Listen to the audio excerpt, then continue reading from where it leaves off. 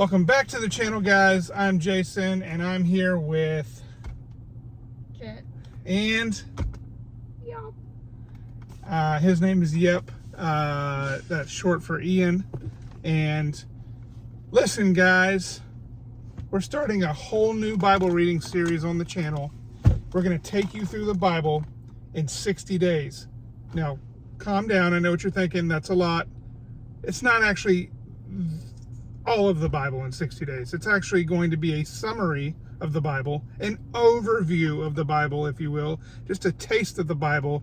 This plan is geared for kids and to try to get them in the Bible. They read just a little bit, 1 to 2 chapters a day, but it's spread out throughout the Bible. It shows the story of the Bible. You just get an overall taste or a summary of it. If you want to find this plan or plans like it so that you can get your kids reading, go to questionsgod.com. That's questionsgod.com. And thanks to the folks there, they are letting us read this plan on YouTube. Now, we're going to be using the Adventure Bible, which is the New International Version. Not that you'll really see the Adventure Bible and all of its colors and features, but this is a cool kids Bible. This was y'all's first Bible, correct? Mm-hmm. So it's very kid-friendly, very colorful, animated, stuff like that. So, and the New International Version is very easy to read.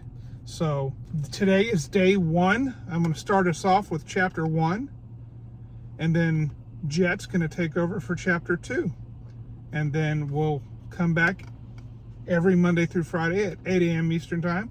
If you're wanting to join our family on this adventure through the Bible in 60 days, then go ahead and hit that subscribe button, and we will see you each and every morning at 8 a.m. Eastern Time. Now, here we go. Genesis chapter 1, the NIV, the beginning. In the beginning, God created heavens and the earth. Now the earth was formless and empty. Darkness was over the surface of the deep, and the Spirit of God was hovering over the waters. And God said, "Let there be light," and there was light. God saw that the light was good, and he separated the light from darkness. God called the light day, and the darkness he called night. And there was evening, and there was morning, the first day. And God said, "Let there be a vault between the waters to separate water from water." So God made the vault and separated the water under the vault from the water above it. And it was so. God called the vault sky. And there was evening, and there was morning, the second day. And God said, "Let the water under the sky be gathered to one place, and let dry ground appear." And it was so. God called the dry ground land, and the gathered waters he called seas. And God saw that it was good. Then God said, "Let the land produce vegetation, seed-bearing plants, and trees on the land that bear fruit with seed in it, according to their various kinds." And it was so. The land produced vegetation, plants bearing seed according to their kinds, and trees bearing fruit with seed in it according to their kinds.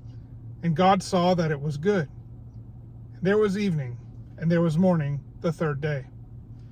And God said, "Let there be lights in the vault of the sky to separate the day from the night, and let them serve as signs to mark sacred times and days and years, and let them be lights in the vault of the sky to give light on the earth." And it was so. God made 2 great lights, the greater light to govern the day, and the lesser light to govern the night. He also made the stars. God set them in the vault of the sky to give light on earth, to govern the day and the night, and to separate light from darkness. And God saw that it was good. And there was evening, and there was morning, the fourth day. And God said, "Let the water teem with living creatures, and let birds fly above the earth across the vault of the sky." So God created the great creatures of the sea, and every living thing with which the water teems that moves about in it, according to their kinds, and every winged bird according to its kind. And God saw that it was good. God blessed them and said, "Be fruitful and increase in number, and fill the water in the seas, and let the birds increase on earth." And there was evening, and there was morning, the fifth day. And God said, "Let the land produce living creatures according to their kinds, the livestock, the creatures that move along the ground, and the wild animals, each according to its kind." And it was so. God made the wild animals according to their kinds, the livestock according to their kinds, and all the creatures that move along the ground according to their kinds. And God saw that it was good. Then God said, "Let us make mankind in our image, in our likeness, so that they may rule over the fish in the sea and the birds in the sky, over the livestock and all the wild animals, and over all the creatures that move along the ground." So God created mankind in his own image. In the image of God, he created them. Male and female, he created them. God blessed them and said to them, "Be fruitful and increase in number. Fill the earth and subdue it. Rule over the fish in the sea and the birds in the sky, and over every living creature that moves on the ground." Then God said, "I give you every seed-bearing plant on the face of the whole earth, and every tree that has fruit with seed in it. They will be yours for food.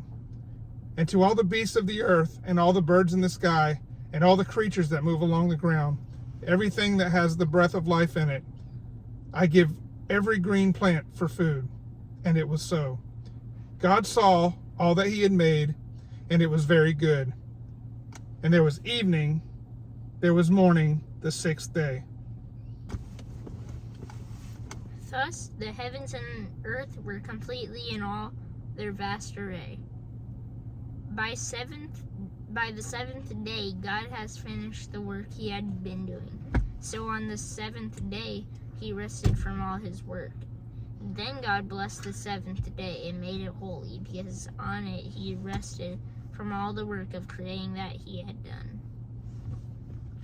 This is the account of the heavens and the earth when they were created, when the Lord God made the earth and the heavens.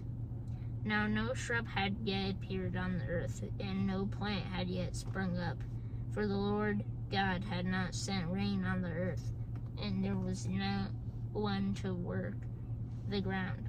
But streams came up from earth and watered the whole surface of the ground. Then the Lord God formed a man from the dust of the ground, brushed into his nostrils the breath of life, and the man became a living being. Now the Lord had planted a garden in the east, in Eden, and there he put the man he had formed. The Lord God made all kinds of trees grow out of the ground, trees that were pleasing to the eye and good for food.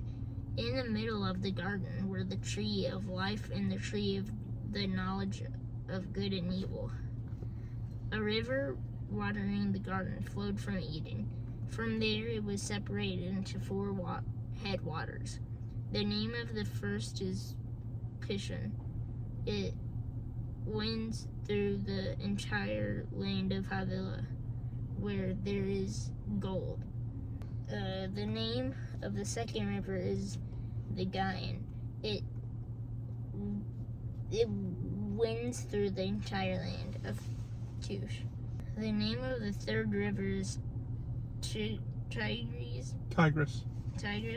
It runs along the east side of Asher. And the fourth river is Euphrates.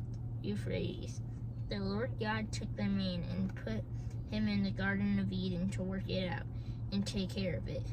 And the Lord God commanded the man, "You are free to eat from any tree in the garden, but you must not eat from the tree of the knowledge of good and evil. For when you eat from it, you will certainly die." The Lord God said, "It is not good for the man to be alone. It will make a helper suitable for him."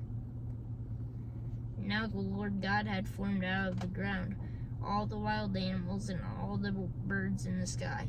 He brought them to the man to see what he would name them. And whatever the man called each living creature, that was its name. So the man gave names to all the livestock, the birds in the sky, and all the wild animals. But for Adam, no suitable helper was found. So the Lord caused the man to fall into a deep sleep. And while he was sleeping, he took one of the man's ribs and then closed up the place with flesh. Then the Lord God made a woman from the rib he had taken out of the man, and he brought her to the man. The man said, "This is now bone of my bones and flesh of my flesh. She shall be called woman, for she was taken out of men."